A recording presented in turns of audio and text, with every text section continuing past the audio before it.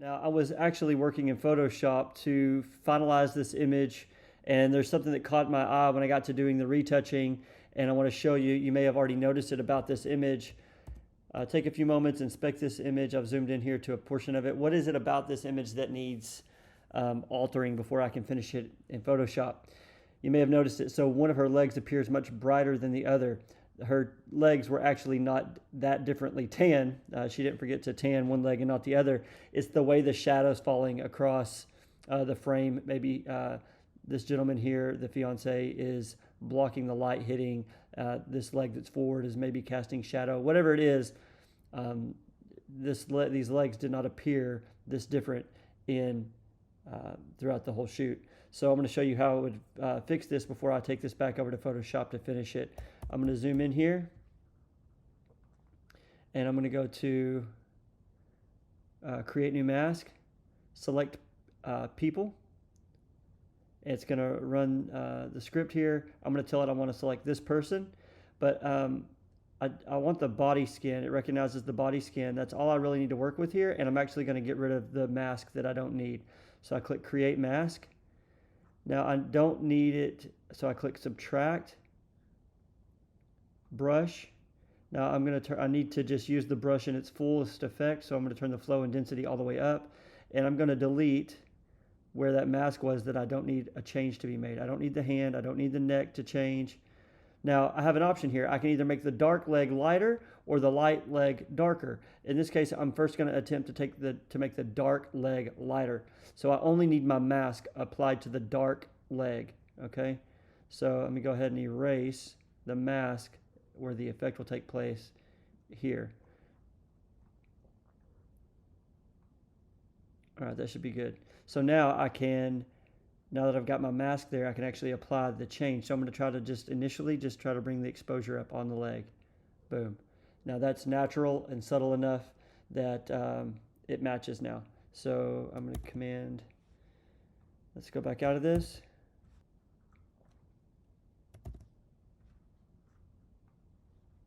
And there we go. So you can see the effects turned off and on that I've applied to the frame. So now that leg matches.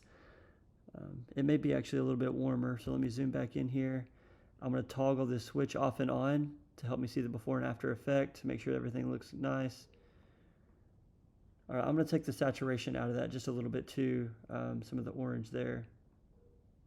-1 on the temp. I'm going to bring the saturation down a little bit. Cool. Awesome. Now that leg matches. This is just a real life application of like, why do I need to know these skills? Why would I ever need to know that? That's exactly why right there. And it's the little things about photos. 100,000 people may see a photo and be like, oh, that's a great photo. But they don't know all of the little changes that went into to making it that way. And so really one little change like that really adds to the totality of the value and the quality of the images that you provide. So in Photoshop, I'll just carry this all the way over.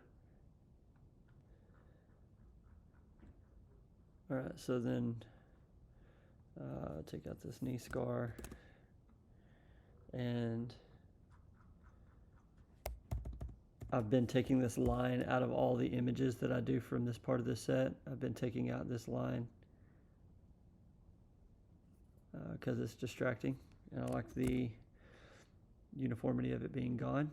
And then you see a little bit, now there's a lot of different patterns, kind of weathering marks going on this concrete wall, but just to break it up visually, I'm going to take a clone stamp tool of a moderate size, and I'm going to select some various areas across where I just deleted that, just to break up the uniformity of that line.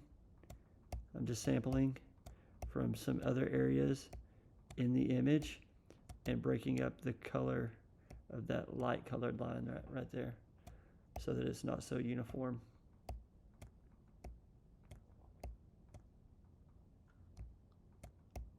And you see that effect in other places in the image, so it's not that big a deal. It's not like a problem, but I'm just being extra here.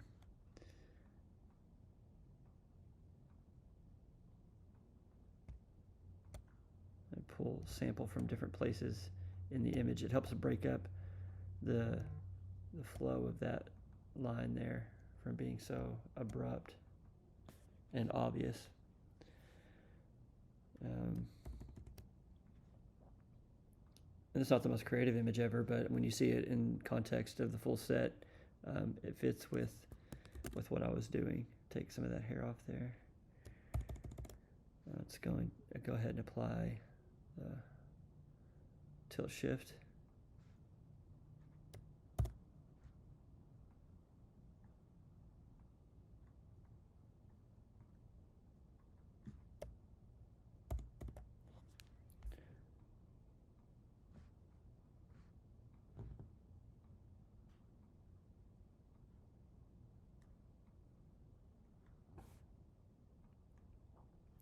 So I'm going to bring this blur up to more intense.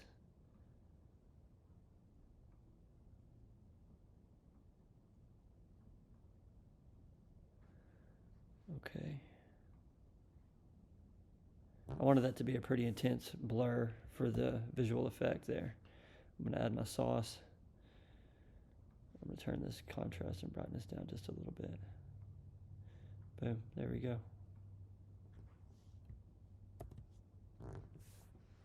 It's supposed to have that kind of forlorn look to it, right? And then we go into other parts of the set, like here, and so we start loosening up the look. Then we start dancing, start being more playful, and with a little kissing. And obviously there's other sets in the image, but I started there. And I usually, I'll approach different sets like that because I'm getting a variety of looks. We like the playful kind of look, and then also some other just signature looks that you'll get whenever you shoot with me. We'll do the serious and the playful kind of stuff, get a good variety. Yeah, some of it, some portraits you're going to want to print, some you're going to post, some are just purely visually entertaining, really, visually appealing, and this is one of them. So there you go. Enjoy.